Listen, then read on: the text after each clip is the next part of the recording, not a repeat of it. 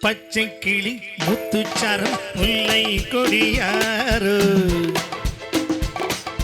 பச்சை கிளி முத்துச்சரம் முல்லை கொடியாரோ பாவை என்னும் தேரில் வரும் தேவன் மகள் நீ